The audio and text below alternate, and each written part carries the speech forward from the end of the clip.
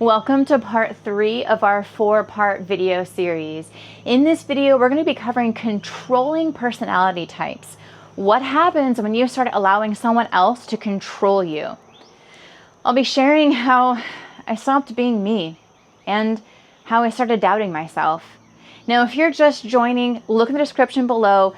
Find the link for the first part of the series, the second part of the series, watch those, and I'll see you back here. While I'm reading this book, I start to realize I'm dating a narcissist. This is interesting. What do I do? Now, fast forward, there were so many other things that were happening as well. As in, I couldn't do certain things. I couldn't say certain things. So as an example, I had about 20 boxes in the garage that I could not unpack. Now, when I say boxes, it's not like the boxes were crammed full of things. A lot of it was like delicate things. So a lot of it was, wrapped and stuff like that. And so there was a lot more, packaging than there was like actual stuff in there. As an example, I wanted a bookshelf.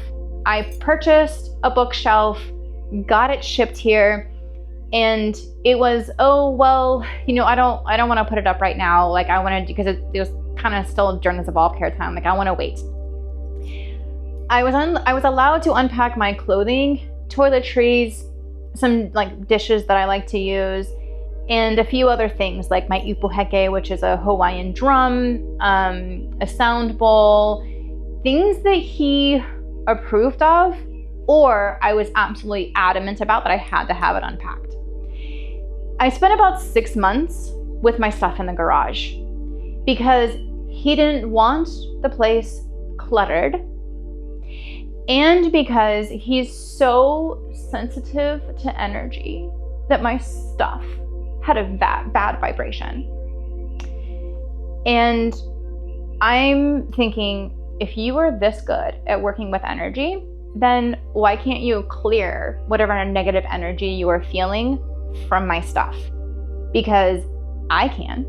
In fact, I cleared his room, which he had trouble getting renters in there prior to me.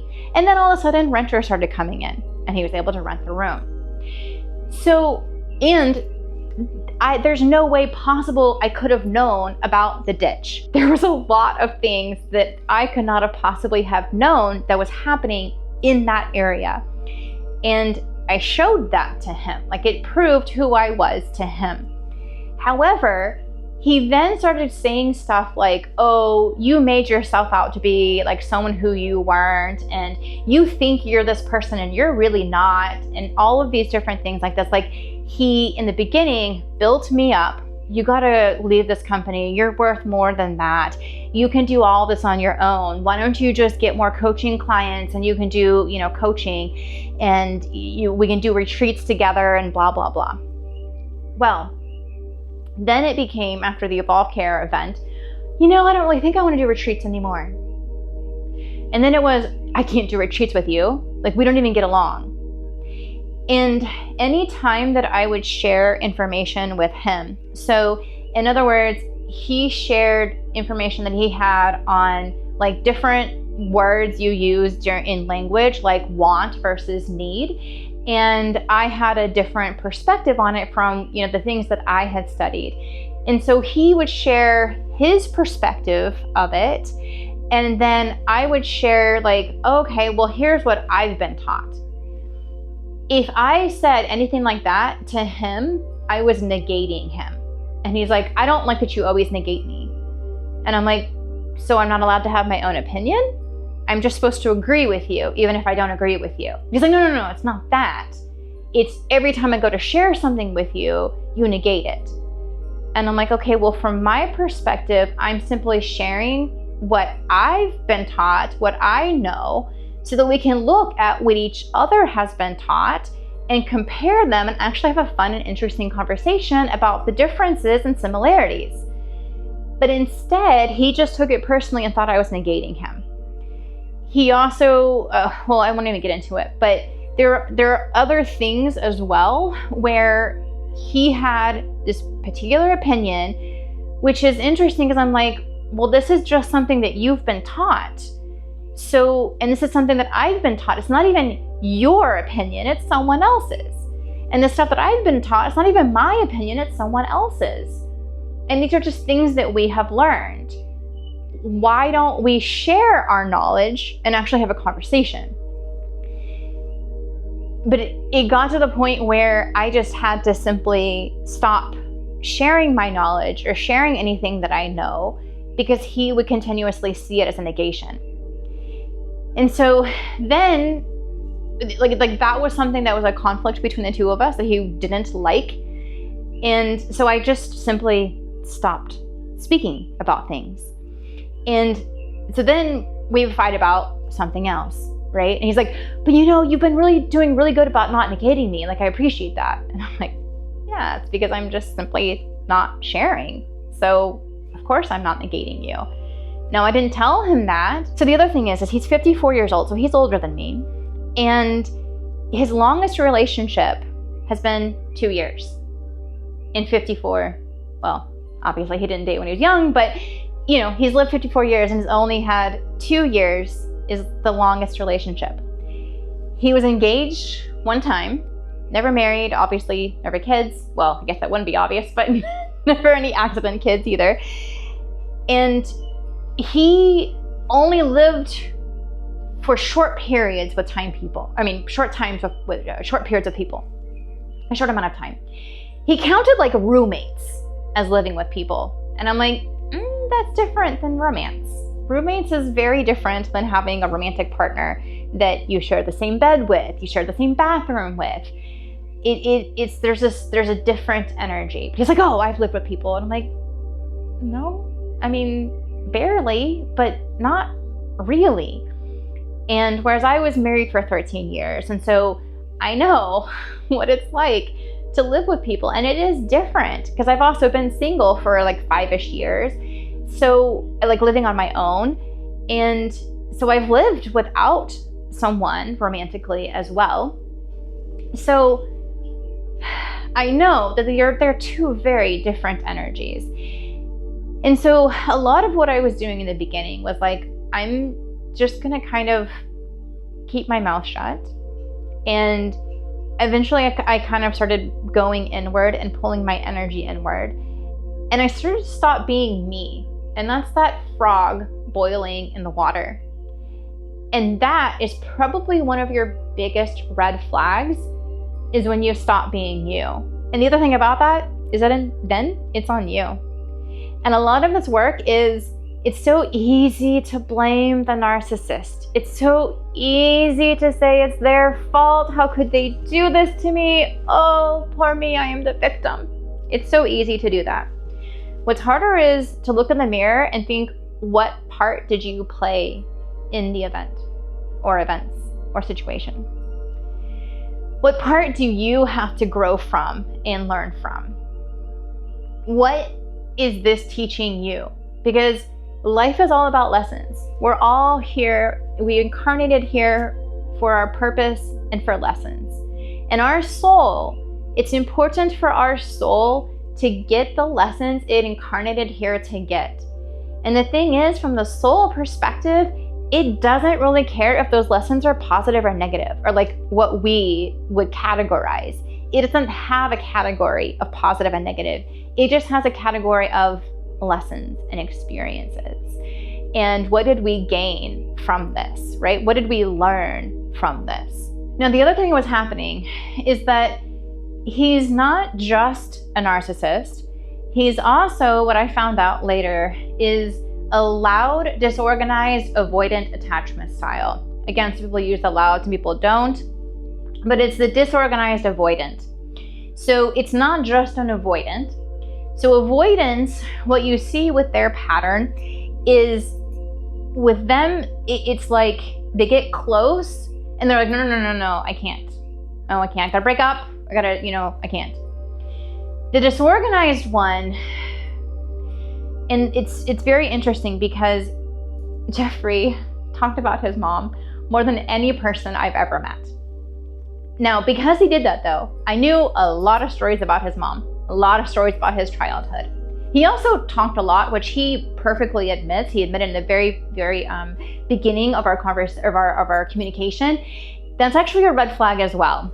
If someone continuously talks a lot and seems to be having a better time when they're talking versus when you're talking, that's another sign of a narcissist.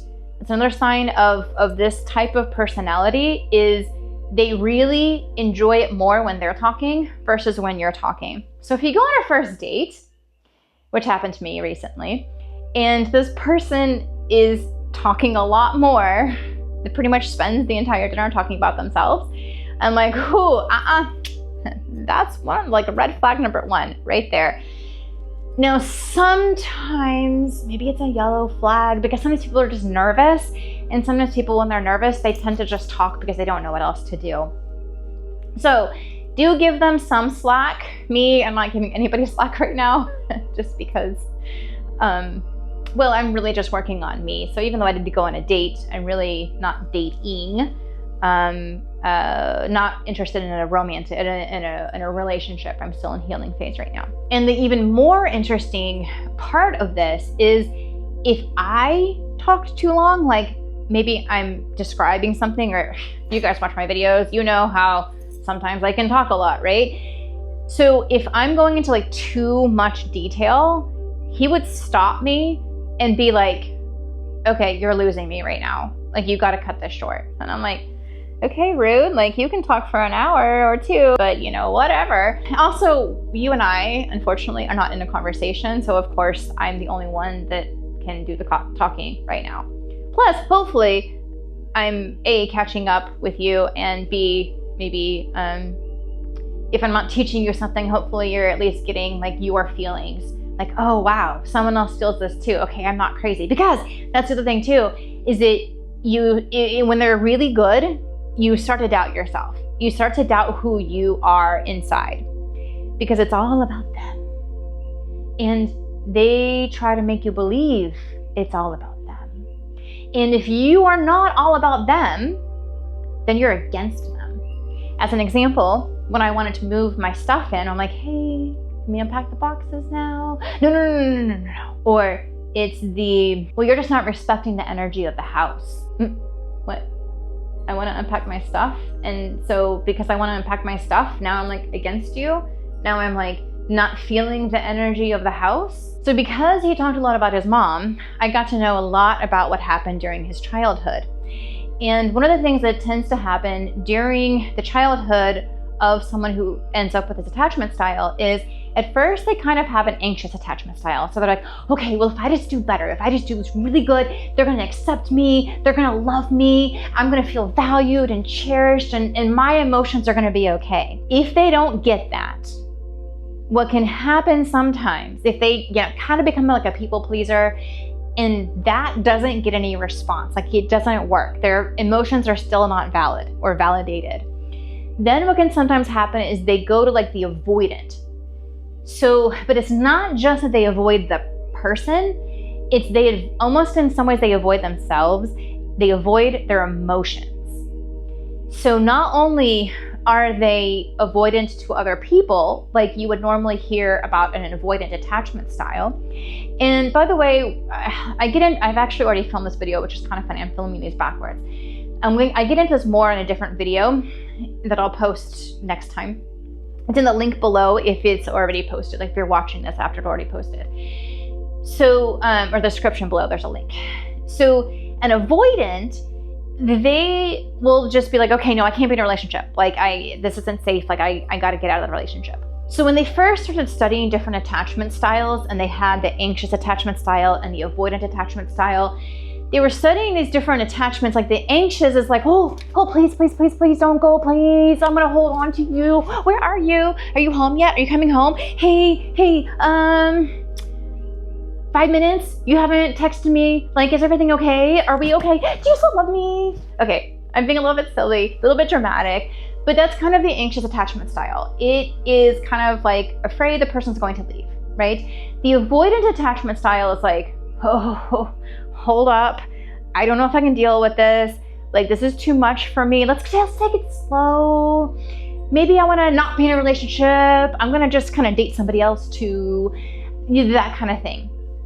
Again, they're all trying to protect themselves from something that happened to them during childhood. It's all about that, right? Well, the disorganized avoidant, what ends up happening with them is everything's like 180'd. So everything that you would consider a natural, healthy attachment style is 180'd. So when they started studying the different attachment styles, they found this different subgroup. And they were like, this particular subgroup doesn't really fit into the anxious, and they don't really fit into the avoidant. So what are they? And they came up with a label. And again, some people use different labels, but a common one is disorganized avoidant. And what happens with them is they crave. So they crave the anxious part, right? They crave to feel that love and cherished, and they really just want to be seen. And that was a whole other thing. Like he told me all the time, no one really sees me. I don't ever feel like people see me. And then towards the end of our relationship, it's you don't see me, right? But the thing is that he's created this story. And he said one of his deepest wounds is that he is unlovable. Now, in his mind, he thought he dealt with that, so he no longer had that wound. And one of the things as I tried to explain to him is that we all still carry around that core wound. Yes, you can work on it. Yes, you can heal it. However, it's still gonna be in the background. And the way I tell my clients, it's like an onion. So you have an onion and you peel off the top layer of the onion and you're like, let's say it's like a white onion, right? You're like, it's so white and gleaming and beautiful. Look at that onion. And you're just in cloud nine. You're just in heaven, right? But then one day you realize, like, wait, what's that brown spot right there? I thought we cleaned this. Well, there's another brown spot. There's a bunch of brown spots. Well, here's the thing. You couldn't see those brown spots in the beginning because it was all covered up, and then you peeled the layer off and it was all nice and fresh and new. The brown spots were always there. You couldn't see them until you got to a certain level in your development. So now you just pull back the next layer, and now it's all white and gleaming and pretty and shiny again. But then they come back again, and there's more brown spots, right? That's the way it is. But hopefully, as you're peeling back the layers, you're cycling up instead of cycling down, concentrating on the brown spots. And why is there brown spots again? Blah, blah, blah, blah, blah, blah. I do all of this stuff and it's not working. The moment you think brown spots will never appear again, now sometimes they appear, but you don't see them. So there are certain core wounds that you can never, maybe if you're Buddha or Jesus or whoever else you might want to consider that's amazing, maybe they cleared all their brown spots. I don't know. I didn't meet them. I wasn't there. For most of us, we still have them. They're still there. The more we hide them, though, the more they're going to be unconscious and we won't even see them, and we'll just be running around with it playing in our background. So what he described as his childhood, it's you do the anxious, right? So a disorganized avoidant, they crave that attention, right? They crave that so much. The love, the please see me. But here's the thing. They're also avoidant. So what ends up happening with them is as soon as they get that, it is actually poison for them. As soon as they receive exactly what they've been asking for, they say, oh, no. I can't handle this, because it's actually poison. This is why I say it's 180'd from a healthy relationship. So I tend to go from as normal as you can get, a healthy attachment style, right, to anxious, because my previous attachment style was anxious. I've done a lot of work to make it more of a healthy attachment style, and I can go back into the anxious attachment style at times. Then I got to do more work, right? So being an anxious, being both, I'm going to call it former anxious, and being as much as I can in healthy, right? My way of showing love and support is to, love and support the person. So when he didn't want my boxes moved in, I'm like, okay, you know what? And I even told him, I said, look, I get it. You're 54, your longest relationship is 2 years. Now you're moving in with someone and all of her stuff wants to come out. And I can get that. I can get how that would be traumatic for you, because that's what he literally said. When I started unpacking, he said, he called it a traumatic experience. You guys, I was just unpacking boxes. So for someone who has a healthy attachment style, they're going to see you unpacking boxes, and even if it's into their space that they're used to having only on their own, they're going to be welcoming. Even if the energy of that box is not like something they like, they're going to be like, hey, let's work together to clear this energy because I'm feeling some icky stuff in there. So you do energy work, I do energy work. Let's work together and clean all of this out. Of course, other people, now during this, I start seeing 2 different therapists and 2 different coaches, because I'm like, I want to make sure that I'm doing my work and doing the best that I can in this situation. So other people, and in fact, it was someone else who actually equally knows him as well as me. So at the time when we met this person, we knew each other. This person knew us equally as far as, knowing us. And one of the things this person said to me was actually about the disorganized attachment. Disorganized. And I hadn't really studied that prior to this. And so again, deep dive, just like with a narcissist, I started watching a bunch of YouTube videos. I started reading a bunch of stuff on this. I started doing a lot of research on how it's formed, why it's formed, what happens when it's formed, and how the people act and interact with others. So everything was playing out for him to have this particular attachment style. As an example, he went through the exact childhood that would create this type of personality, this attachment style, to the fact of where his mom, she was a school teacher, and so his mom would do different things, like she would have him take all these personality tests because she thought it was a great idea, right?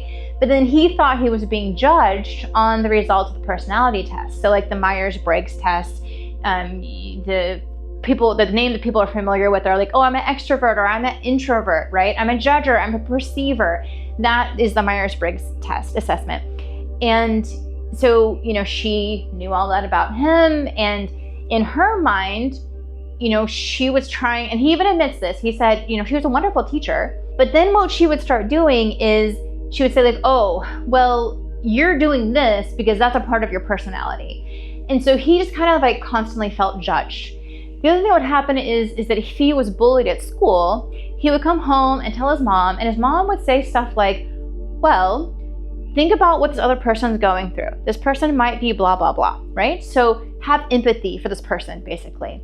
And in her mind, she probably received some, I know being a teacher, with school, you have to go through a certain training. So she was probably going through a training where she was taught to make sure and handle certain situations, as in have the person who's being bullied look at the other person and know that they're going through something too.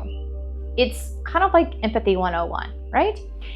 So that's what she was teaching Jeffrey is, okay, well, look at the other person and see what's happening with them. Now, unfortunately, Jeffrey took that as, well, she doesn't care about my emotions. Like, she wants me to meet their needs and understand them, but she's not meeting my needs. So little Jeffrey always felt that he was not valued. His emotions didn't matter. His emotions weren't taken into effect. When that happens to a child, emotions are not safe. I should not have emotions. I'm going to become completely disconnected from my emotions. He's taken this to the extreme to where when we were going to a therapist for couples therapy, she was asking him these different, like, what emotions are you feeling? He is of the school of thought. He, got this training from somewhere, and this particular person said, labeling emotions is not healthy. And I'm paraphrasing here because I haven't studied this person, but this particular training said, what you really want to do is feel, what do you feel in your body? So instead of labeling it as anger or sadness or fear or whatever, instead feel that part of your body and just say like, oh, I feel discomfort right now, or I feel a lot of heat right now, and express that way. So he took it to the extreme of, he then thought emotions are not even healthy, like labeling emotions are not even healthy anyway. And so when we were going to therapy, this therapist was trying to get him to be in touch with his emotions, and he basically like fired back at her of like, I don't do that, blah, blah, blah. And he tried to convince her of his way. Well, after that, he did not like this therapist. So he felt that she was negating him too. And again, he has issues with being negated. Of course, if you look at his childhood, his emotions were being negated, right? Overall, he's negating his own emotions because he's not allowing himself to feel them.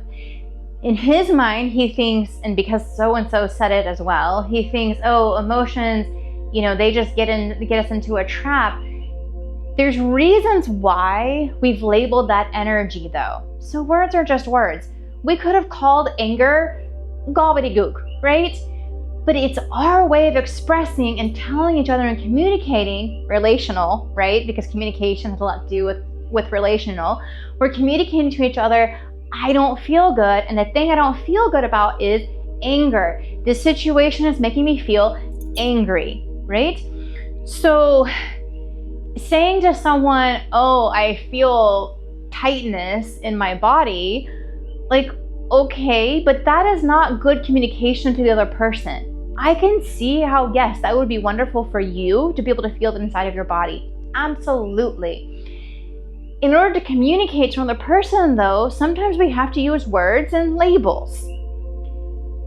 When you have a lower relational IQ or RQ, sometimes it's hard for you to communicate what you're feeling. If you're not in touch with your emotions, if you have a lower EQ, then often you might have a lower RQ as well. Again, low does not mean bad, it just simply means where you're at, because these scores can change. With time and with work, you can learn how to get in touch with your emotions. I do it all the time with my students and my clients. You can learn how to be better communicators. I didn't have a label or a term for this previously, but now I know what I've been teaching people is how to have better relational intelligence, relational or RQ. So if you're with someone who you are loving to them, you're kind to them, you're generous with them, and they keep backing away and backing away and backing away and making it more and more and more about them and more about all of the things that you're doing wrong, you might be in a relationship or have a boss or a family member or a friend who is a narcissist. Now, the other thing that's happening too is that we would have a bad day, and so he would break up with me. And then, so I would kind of pull away, and it's in that when you pull away and you don't like react or respond to that person, then all of a sudden they start to feel safe again, because now they're like, oh, we're broken up, I'm safe, I'm my emotions that I don't want to feel, they're safe, everything's good. But then, because they're disorganized, they're like, wait, but if we're broken up, then I don't have the attention. then she gets to be her own person again. And I want her to be mine. So then you get back together. And we did this a few different times until finally I stood my ground. Because again, I told him at one point, I was like, you know, look, I know you have never had a long relationship. You've barely lived with people. I get it. This probably seems, as you called it, traumatic to you. My stuff can stay in the garage for now. I'm okay with that. That made him feel safe again. He was in control. He was in charge. The narcissist is getting that feeding from the empath, right? After 6 months though, and different conversations of like, is it time to bring out stuff? Join me next time for part 4, where we'll be discussing how he thought it was perfectly okay to move another guy in with us without even asking me, and to where he just moved all of my stuff without even telling me. We'll be discussing how and why they purposely create conflict. All right, thank you for watching, and as always, please choose love in all that you do. Mahalo. What time is it? Ooh, I'm gonna make some food. What did she do? What's that called? Not disagree. I said it earlier. Man, I really gotta pee. Well, whatever, I'm running out of battery. Oh, good. It's gonna be funny because I'm gonna watch this video and I'll be like, I said it earlier. Can I just like plug that part into this part? Him. I'll say the word later and edit it in. Negated.